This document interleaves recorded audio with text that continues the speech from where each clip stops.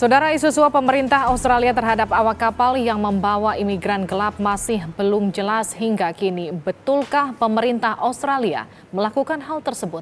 Untuk pertama kalinya jurnalis Indonesia berkesempatan untuk menanyakan hal ini langsung kepada Menteri Luar Negeri Australia, Julie Bishop.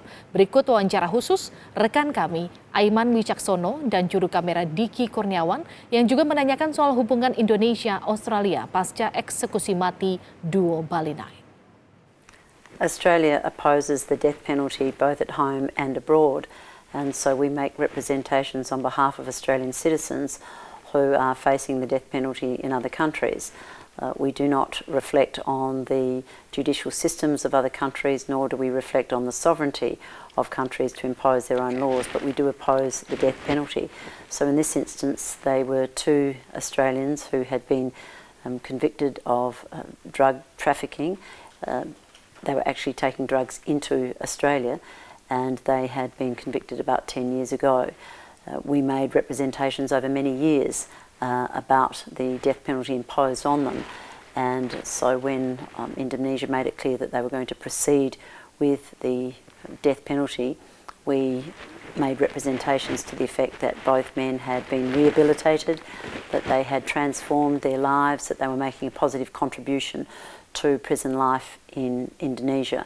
Indeed, one had become a priest, had become a religious person, and the other became an artist. And we believed in those circumstances that their rehabilitation should have been a factor taken into account, and we sought clemency on their behalf. That was not granted, and both men were executed. But Australia and Indonesia have a very deep, broad relationship, and while there are issues where we might not agree from time to time, we understand that our national interests are best served by working together and cooperating on challenges, and we continue to do so. Okay, that's great. But we know there are several incidents of post-execution, including a mysterious package in the Indonesian embassy and the red color liquid at the Indonesian consulate Sydney. How the Australian government see this? Well, matters such as that obviously raised concerns with the police, and they were both fully investigated, as I understand it. Most certainly in the case of the incident in Australia, it was fully investigated by the police at the time. There was some significant public concern about the death penalty cases in Australia amongst the Australian public, and as I said, Australia as a nation opposes the death penalty, whether it's imposed in Australia or overseas, and that is supported in the main by the Australian public. For the first time also, directly Indonesian journalists had the opportunity to interview a foreign minister after the alleged bribery of Australian border guards to the crew of a ship carrying illegal immigrants. I would thanks to you for this interview. But indeed, Minister Bishop, what has happened at that time? Well, these are allegations about operational matters, and it is a long-standing practice of Australian governments not to comment on operational matters. The Australian government has a range of policies in place to prevent people smuggling, and since this government has imposed a number of those policies, we've not seen any deaths at sea caused by the people smuggling trade. In the past, we have seen vulnerable people paying the people smuggling trade to bring them to Australia, and in recent years over 1,200 people died at sea, and so we've put in a range of measures to ensure that that does not occur again. And under the current government, we have prevented the people smuggling trade from being successful in taking money for people to undertake one of the most dangerous sea journeys. But otherwise, anything of an operational matter, I wouldn't comment upon, and it's in the portfolio responsibility of the Immigration Minister. Did the bribe happen? These are allegations, and I don't comment on operational matters, and it's the responsibility of the Immigration Minister.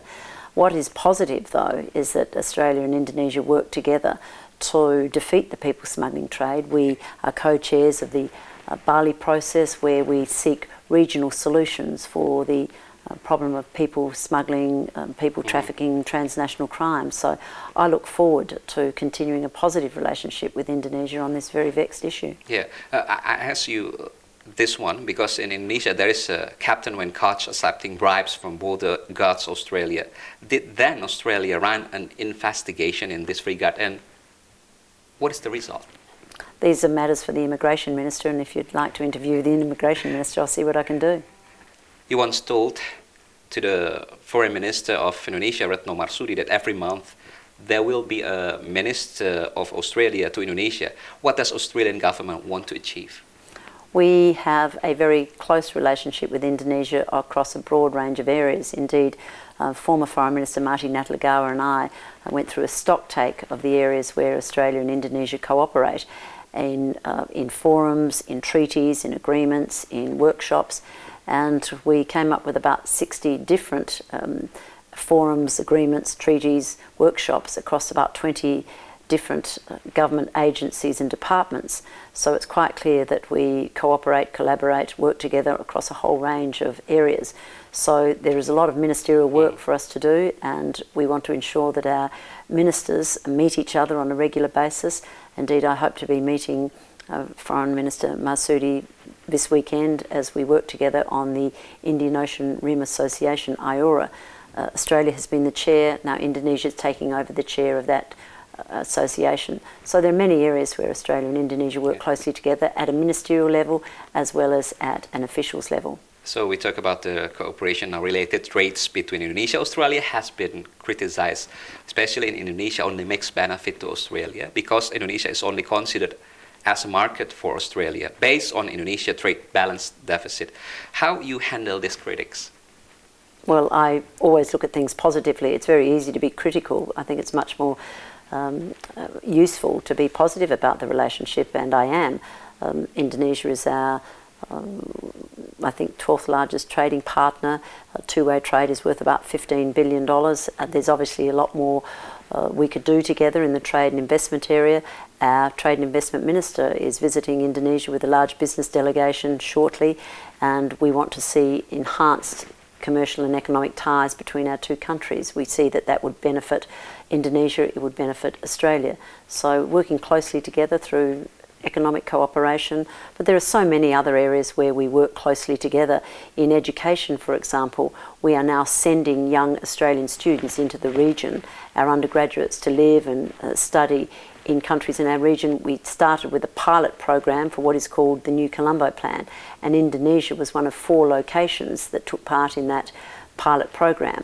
And it was very successful, and Indonesia is one of the most popular destinations for young Australian undergraduates under the New Colombo Plan.